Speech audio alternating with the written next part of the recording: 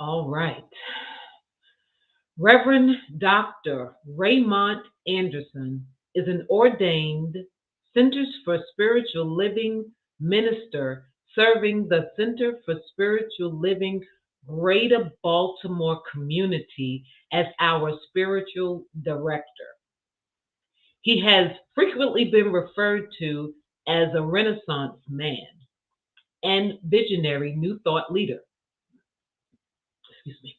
As a lifelong learner with a passion for self development, personal transformation, transmutation, and transfiguration, he lives his bliss as a teacher, minister, author, visual artist, ASL performing artist, mentor, father, grandfather, and more by giving people applicable tools and practices that enable them to live a more fulfilled life, recognizing, realizing, and materializing their full divine potential.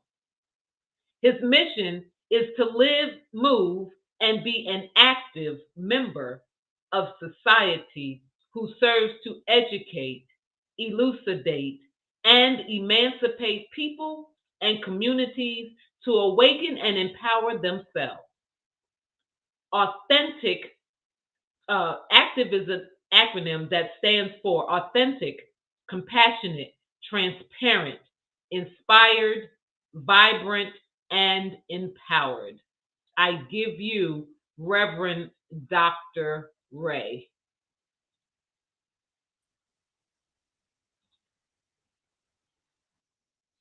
Namaste and greetings. Happy New Year. Happy New Year. Happy New You. Happy new recognition of your divinity. Happy, just be happy. It's a wonderful world. Be happy. So it's January again, huh? Yeah, it is January 2022. It's time to start getting used to 2022. And this month, January, we are focusing on this concept of living everyday wonder. Today, specifically, we are talking about it is in our daily life that we encounter the divine. The wonder of spirit is everywhere. We can't escape it because we are inseparable from it. It is our truest essence. When we become conscious of it and live in our awareness of it, our daily experiences become opportunities for transformation and for our individual and collective evolution. So breathe that in because, yeah, that's a lot. Because what we are ultimately saying is we are recognizing the divine. We are recognizing God. We are recognizing spirit. We are recognizing all, whatever word we're calling it, we are recognizing it in everything. That means the ordinary, the way we typically use the word, ordinary means, something that's common, the normal, the average, something that's mediocre. Okay, so now that's the way we typically use the word. But what we are being invited to do is stretch beyond that linguistic use and recognize that every ordinary thing is extraordinary when we shift our consciousness of it and recognize that everything, every moment, it's one of the things I shared yesterday on TikTok or the day before on TikTok, this idea that a lot of us wait for New Year's to create intentions and goals and resolutions and stuff. And that's fine. But I can do that in this next breath. Like I can do that in this next minute. Any moment becomes new when I choose for it to be new. And any practice becomes extraordinary when I choose to recognize that it is phenomenal, that it is exceptional, that every moment, everything because it's all sacred and divine, then everything, every moment becomes exceptional. Ernest Holmes says in the Declaration of Principles, we believe that heaven is within us, right? It's within us. It's what we are. It's within us. It's our consciousness. And that we experience it to the degree that we become conscious of it. See, it's already there. Love and joy, heaven is already present. But if I am unable to be conscious of it, to be aware of it, to recognize it, then I don't see it. I don't feel it. It's not like it's not. So my invitation is pause, breathe, recognize, shift my consciousness, shift my paradigms, shift my perception. And then I see love, I feel love, I hear love, I speak love, I write love. Heaven now becomes my regular, ordinary, my regular everyday experience. I am now living the wondrousness of heaven because I'm aware of it, I'm conscious of it. So, what does this even mean? Am I conscious of my extraness? Now, pause, because we know that there are some folks that are so extra. They're so, Tracy would probably say that, in many ways, that's me. I am so extra. Like you have to go so above and beyond, so extra. Yes, but it's because I am conscious of my extraness. I am aware of my extraness. I am aware that I am extraordinary. I recognize that you are extraordinary. And what happens when we recognize this? Then we're conscious of it. And then, as Ernest Holmes said regarding heaven being within, when we are conscious of it, we experience it to that degree. If I am conscious of my extraordinary self at a 5, then I experience it at a 5. If I'm aware of it at a 50, then I experience it at a 50. If I am aware of it at a 7 trillion point, I'm putting alphabets in this one, a to the 3rd power of infinity, whatever. I don't even know what that is. Is that mathematical? I don't know. But when I elevate my awareness to that degree, then I experience it to that degree.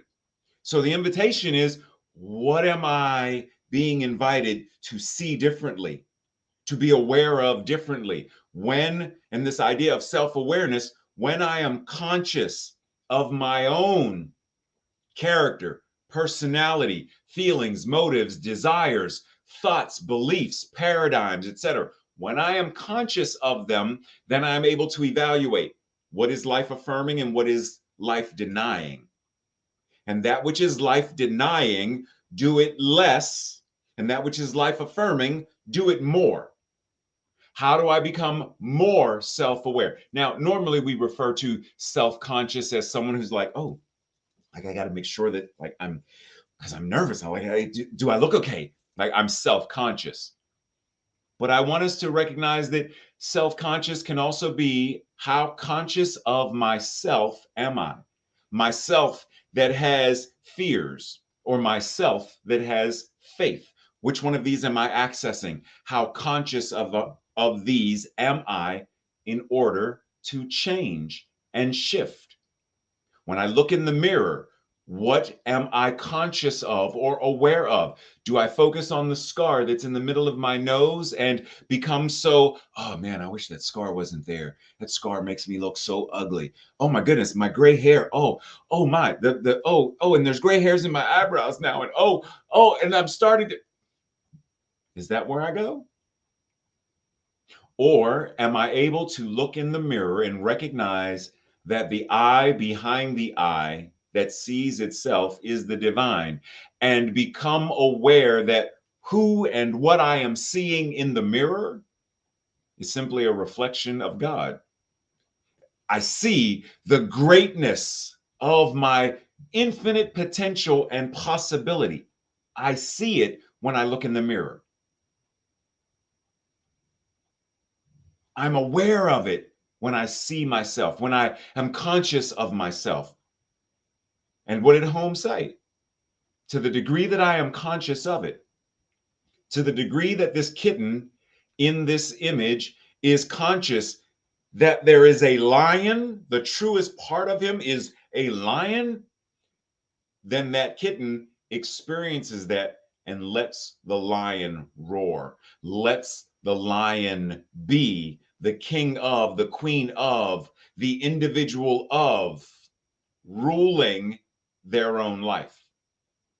How aware are we at any given moment? And recognize that in this becoming aware of our character, personality, feelings, motives, desires, also be aware of your own spiritual magnificence and divine power. Recognize that you are not, nor could you ever be, an ordinary. You can't be simply an ordinary.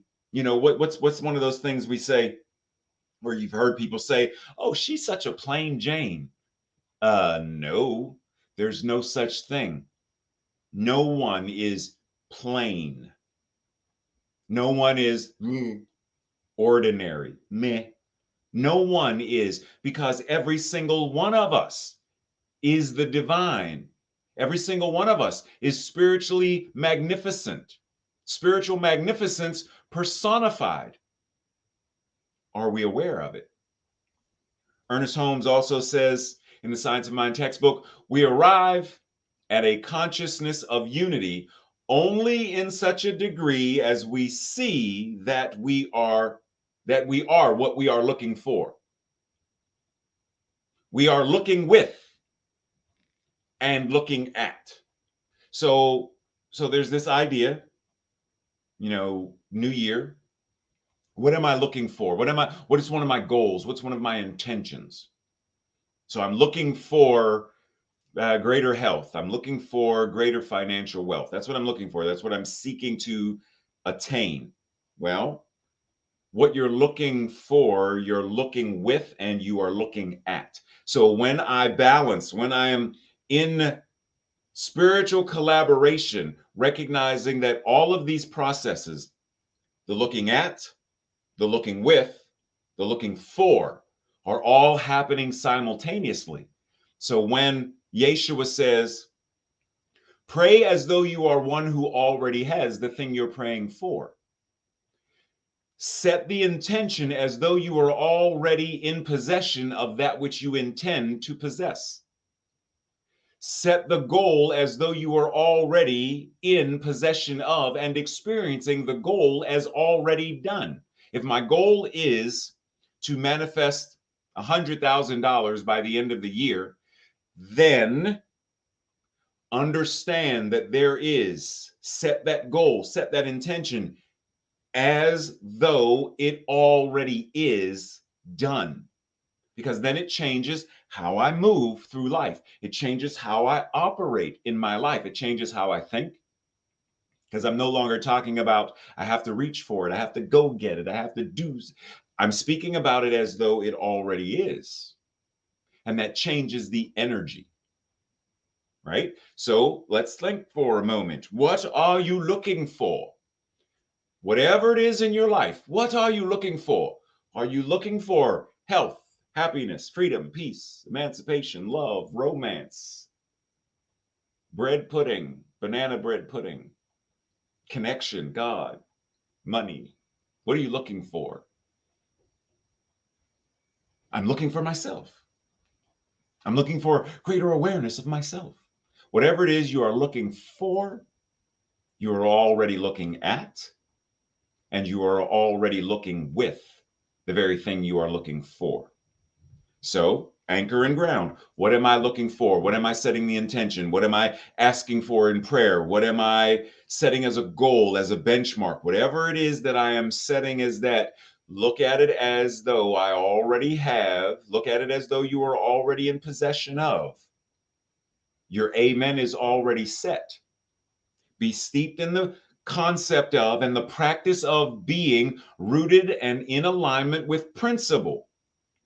If a home is what you are looking for, then know that it is already there. It's already in possession. It's already, the moment it is cast, it is already in the law of mind in action. It's already in God. It changes how you move now. So whatever it is, simply anchor and ground and know that you know, and then allow yourself to experience whatever that is. So there is no lack, scarcity, separation between you and it. Ground and speak about, if you want to experience greater health, talk about yourself as being already healthy. You want to be wealthy, then talk about yourself. Speak about someone. How does Bill Gates talk about money? How does Warren Buffett talk about money? How does Oprah Winfrey talk about, how does any millionaire, billionaire, trillionaire, how do they present themselves and speak about? Then that's our invitation. You want to know yourself? You want to know God more deeply? Then talk about God, Spirit, Source, as though you already know and are in possession of and are being possessed by and are the very embodiment of, because you are. So it changes to the degree that we recognize and are aware. Ernest Holmes says, that which today seems to us to be supernatural, after it's understood, will be found to be spontaneously natural. In other words, the moment we understand what a miracle is, everything becomes miraculous.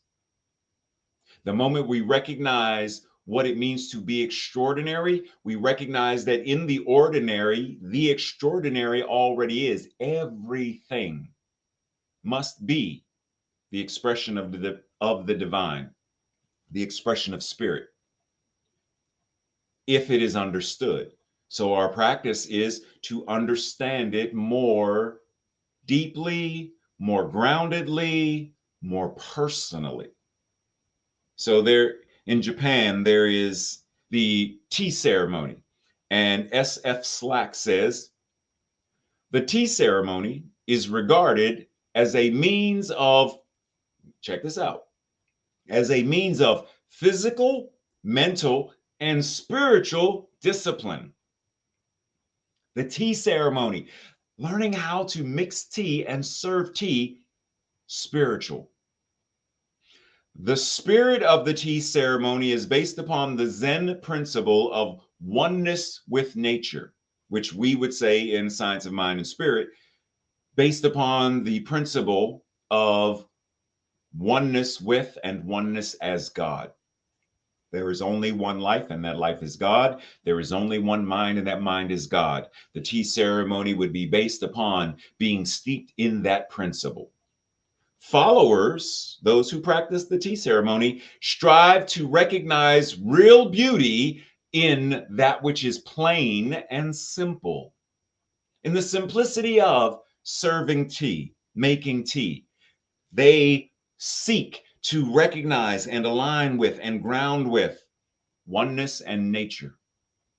So in the plain and simple, whatever it is we are doing, are we willing to identify beauty, oneness, unity, and God in everyday activities? John Cage invites us by saying, we are involved in a life that passes understanding, and our highest business is our daily life. Our highest business is our daily life.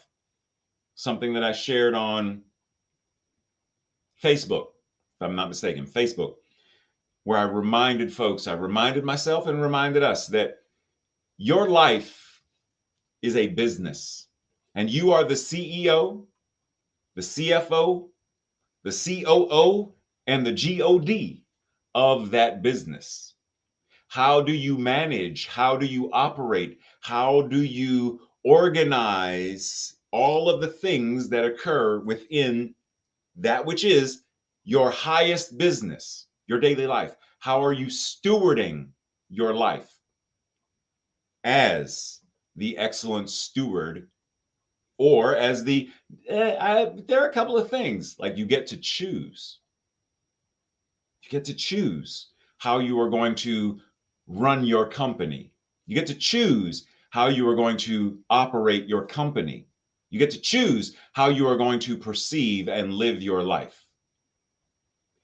An unknown Zen author says, the path to heaven passes through a teapot. Yes, this is connected back to the Japanese tea ceremony. But the idea, the path to heaven passes through a teapot. Does the path to heaven also pass through waiting at a bus stop? Does the path to heaven also pass through a meal? Does it also pass through doing service on StreamYard? Does it also pass through, right? You get my point. Does it also pass through driving to work or driving to a friend's house? The path to heaven passes through everything, always, and in all ways, to the degree that we become conscious of it. Breathe. Mary O'Malley says, from her book, What's in the Way is the Way. And she says, something very extraordinary is happening here. There are no ordinary moments in your life. There are no ordinary moments in your life. Every moment is a divine moment, a sacred moment, a holy moment. How could it be ordinary if every moment, every opportunity, every breath is sacred and holy? So, and when we say every means every. So whether that's you going to the restroom, that's not an ordinary moment. It's sacred. You walking down the street, it's sacred. Chatting with a friend, sacred. Breaking bread with a loved one or friend, sacred. Sitting in Busboys and Poets, laughing and fellowshipping, sacred.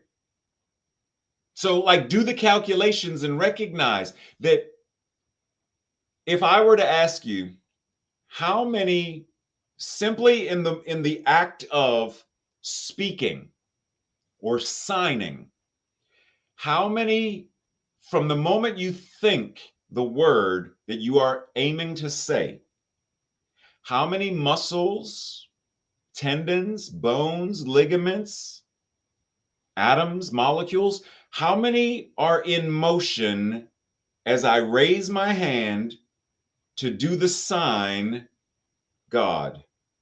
How many muscles, tendons, ligaments, atoms, protons, electrons, neutrons, how many had to be engaged in order for me to say the word God? How much air is filling my lungs?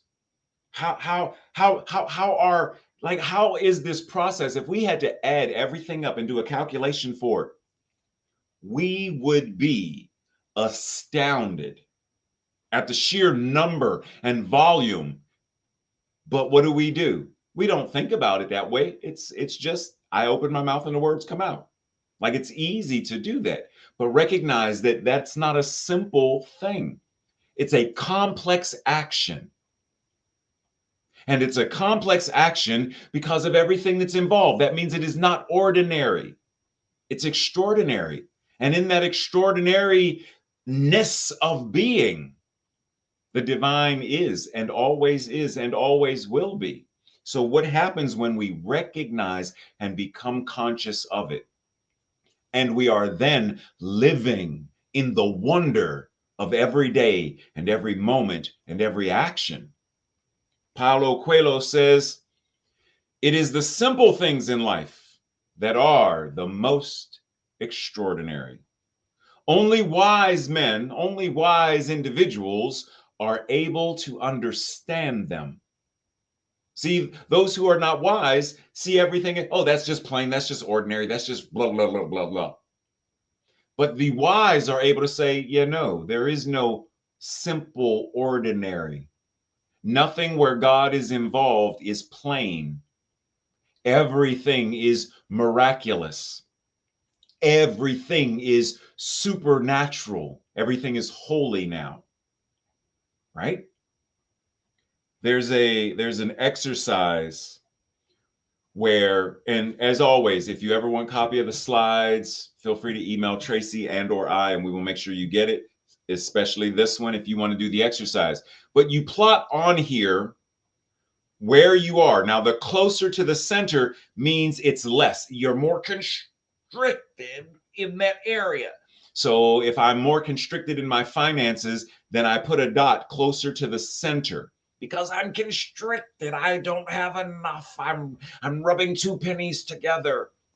You know, if I have a creative block, I have writer's block, then I put a dot closer to the center of creativity. I take life too seriously. I never play. I put the dot closer to the center. So you plot, right? You put the dots on there, and then you're like, okay, now that I've got the dots, and once again, the further away from the center, it means you are more expansive. You're breathing larger, right? It's bigger. And then you connect the dots. And then you imagine that these dots, it's a wheel. Now, when the wheel is moving, is it moving smoothly, or is it going, let's go back for a second, or is it going, because it's not a circle, right? There's something that's crooked. If this was the tire on your bike, like you would be bouncing because, right, you get the point.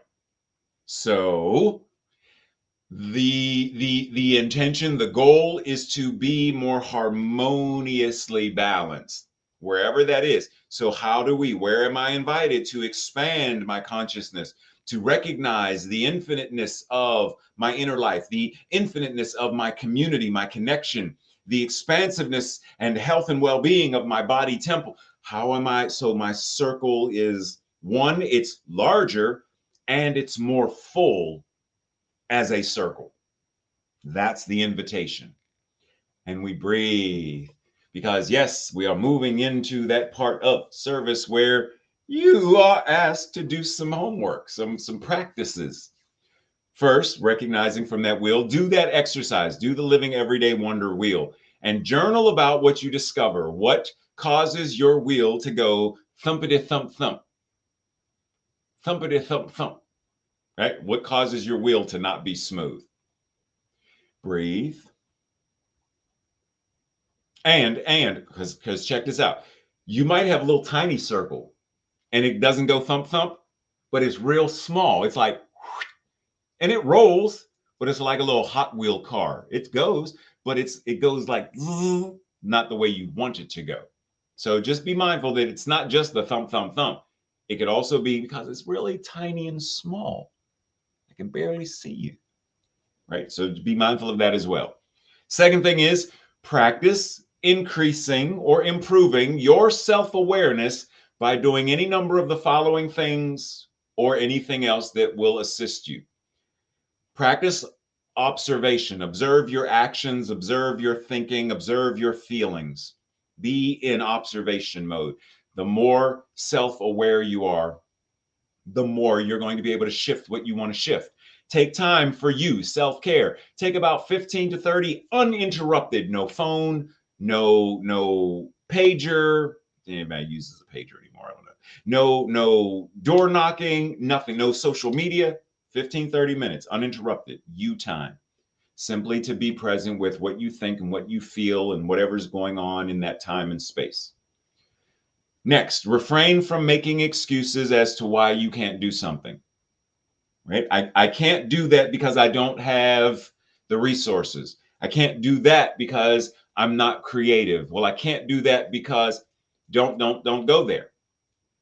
Talk about, in order for me to be a professional photographer, I am intending to purchase a brand new SLR camera, right? Don't talk about being in lack of it. Set the intention to be in possession of so that you can. And then remember, What you are looking for, you are looking at and looking with. So the intention is to have a camera and then speak, move, and go about your business as though you are in possession of it, so that the possession of it is the experience, right? Because it will show up. The more grounded and anchored we are, then we take the appropriate steps in order to demonstrate and manifest accordingly. Next, journal daily. Write something. Write about what you think, what you feel. Write about things that you want to shift. Journal, because it's the process of kinesthetically moving through, somatically moving through the process gives you greater awareness. It's almost like having a conversation with yourself. What'd you say? No, I'm talking to them right. Stop talking to me right now. I'm talking to them in service. So next, practice mindfulness. Be present with what you're doing while you're doing it. If you're washing dishes, wash dishes. If you're walking the dog, walk the dog. Don't walk the dog while being in the grocery store shopping, making a to-do list. Be present with the feel of the air, the smell of the grass, like whatever it is, be present with it. Ask those, here's a challenging one. Ask those who are closest to you things that they notice about you. What are some of your strengths, quote unquote, weaknesses, quote unquote? What are some of the gifts and talents, etc., that they notice about you? And then lastly, have a conversation with 3 people about something mundane and ordinary, and then practice together, brainstorm together ways to see that whatever it is, that mundane thing as sacred, that ordinary thing as spectacular and extraordinary. Practice together. That is what we do in community. Several weeks ago, several months ago, we talked about the idea of we do not heal in isolation. We heal in community. This is that process. Engage in the process and the practice together. This week's affirmation / declaration, I'll say it first. Then if you feel in alignment with it, say it with me. I recognize the extraordinary in the ordinary. Together, I recognize the extraordinary in the ordinary. Breathe, breathe, breathe. Breathe as we let that all anchor and ground. And so we anchor and ground in this awareness, recognizing this moment is beyond the ordinary. This moment is even not just extraordinary, it's extra, extra. Live all about it. Extra, extra. Be about principle. Extra, extra. I am the very living demonstration of that which is spectacular. I am the living expression of that which is sacred and holy. I am the living expression of that which is the miraculousness of the universe. And what is true for me is true for everyone gathered here right now. Recognizing it, understanding that to the degree that I become conscious of it, to the degree that we become conscious of it, it is our experience. I anchor and ground and know that that experience right now is extra, extra. That is our experience. Surrendered into the law that always says yes. Knowing that because it says yes, and the law of mind and action is already acting upon this word, and every meditation, every song, everything that this service was about, that means it's already answered prayer. Extra, extra. God got this. Knowing it is so, it is done, it is as it has been prayed, it is as it has been spoken, it is as it has been sung. Everything is holy now. It is as it has been meditated. It is all good. It is all God. And it is all right here, right now. And so it is. Namaste. Blessings. Love you.